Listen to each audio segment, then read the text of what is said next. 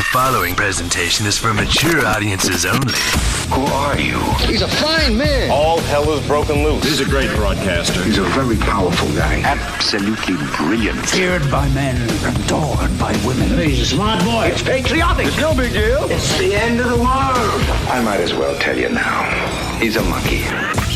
And how you doing, ladies and gentlemen, boys and girls, children of all ages? Welcome into another edition of the Wyldeside with Eric Clark. I'm your host, Eric Clark, saying thank you for taking time out of your busy day being awesome to give my little video a watch and a listen. If you like it, like it. If you think other people are going to dig it, give it a share. Make sure you are subscribed to the YouTube channel and you're following me on any and all of the social media I have linked down below. That way, if there's a band, song, video, something you'd like me to check out, you can hit me up with a DM or leave it in the comments below. If you are going to hit me with a DM, please no spamming. Unless it's actual spam, then there's a P.O. box down there.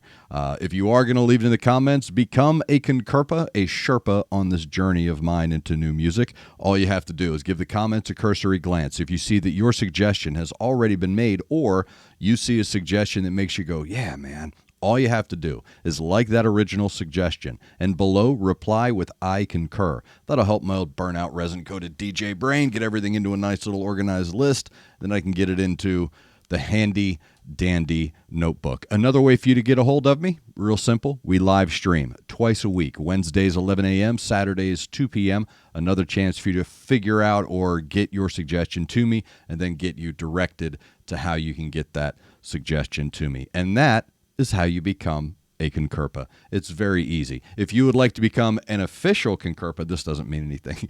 There's also a link to our Patreon down below. Help the channel grow. Everything contributed to the channel goes right back in to making the channel better and providing more content for you. Before we get started in today's video, I do want to say thank you to Connect 200 Music to See and Aunt Betty's Nut Butter. Today's video is coming from the live stream. Our one and only moderator, Tria, Ruthless Biscuit, as she's known in our chats, said, hey man, I know you love DINO Jelusick. I know you love when people do great covers, so you got to check out this cover that DINO put together. Now, DINO was performing with Joel HOEKSTRA of Whitesnake and Mike Portnoy of Dream Theater, and they're doing the Starship. It's the first album, I think, with Mickey Thomas. I think it was 79. It was the first album with Mickey Thomas without Grace Slick. Marty Balin had left, and then Grace Slick came back, I think, the next album. You guys let me know down below with everything I need to know. But the track is called Jane. It is from 1979's Starship album with Mickey Thomas as the lead singer. And today we are checking out DINO Jelusick, Mike Portnoy, and Joel HOEKSTRA doing their version of Jane on the Wyldeside. Here we go.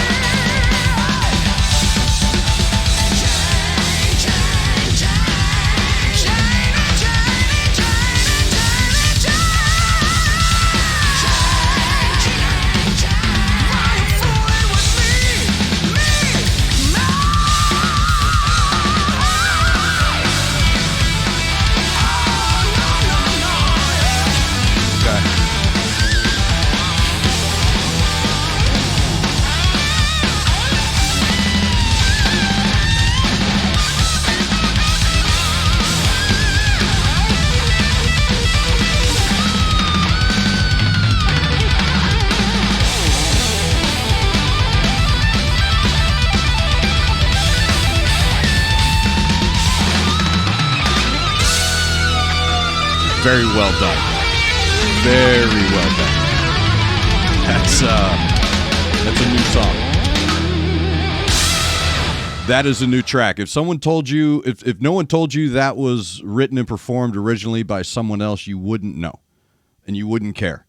It would have, I think, the same indelibility that the original has. Now, there's a reason a lot of people don't cover Mickey Thomas, Marty Balin. These are vocalists that are, they may not be the preeminent voices that people talk about, but there's certain voices out there that are very hard to really capture because they're so clean and they're so powerful. That's what made them so special and iconic in their time. Graham Bonnet, one of them, just really solid rock vocals. And DINO, I've said this about him in previous videos I've done of his band Jelusick, and how good he is at controlling what sounds out of control. So DINO does this thing with his vocals that it sounds slippery. Here's what I mean by that. He's so comfortable and he's so in control of his instrument that it almost sounds slapdash because of how quickly and smoothly he can transition between octaves, keys, tones, and rhythms. So when his voice changes and he's harmonizing with himself, and I wrote that down, solo vocals add depth. So in the original, you were hearing a lot of harmony involved, a lot of masking, a lot of layering of vocals to harmonize with Mickey in this track. But here you have DINO. Yes, there are added vocals within the track, but it's not as reliant on those harmonies with secondary vocals as the original ones. And what I really liked about this was that how that stripping down of all of those outside ancillary harmonies allows him to expand within his own vocals to the point where he's almost harmonizing with himself.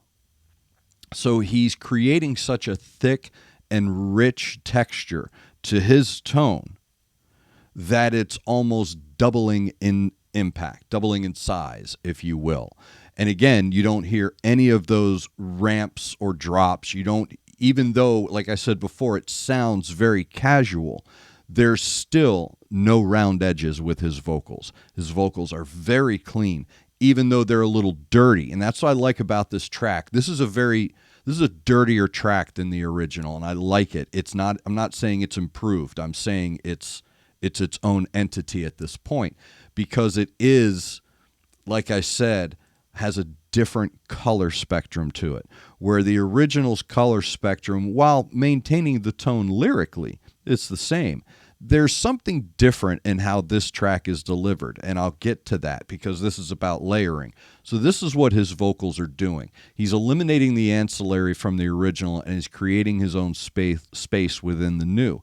And the homage then becomes ownership, right? So what starts as an homage to a song that they loved, they grew up loving, becomes the ownership of that song because it is such a part of you. And you really do hear it in all three aspects of this performance with his vocals. And then you go to the guitar and you see that Joel is really, you can really hear that work with Brad Gillis and Night Ranger and what he's doing with White Snake. I almost said Nightwish. With what he's doing with Whitesnake, you can hear that tone that makes those bands so iconic. You can hear the color within his guitar work that is a throwback. So you're comfortable, right? A lot of times when people are doing covers, you go into it with a almost getting ready to stick your finger in the wound type of mentality.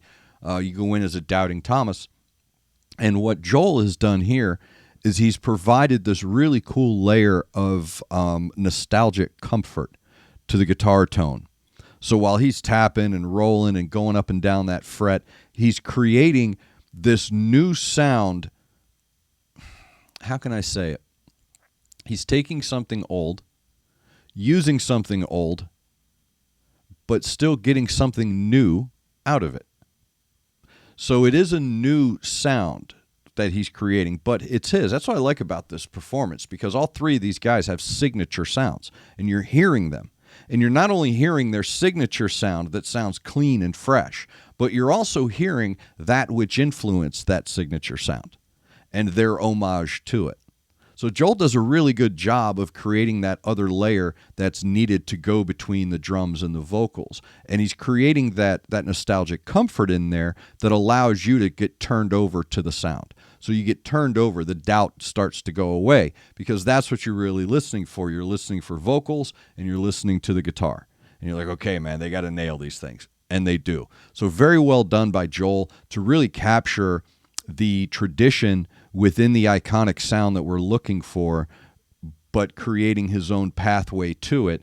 And it's so good that you're okay with taking that journey. What I really want to point out here, though, and look, Mike Portnoy, I could come up with adjectives, but they've all been used hundreds of thousands of times to describe Mike Portnoy. He is a absolute legend on the kit. What I like about Mike, he does this thing that I've noticed a couple of other drummers do, and it's very difficult. But when you watch him do it, it's so seamless that it's like, why isn't everybody doing that?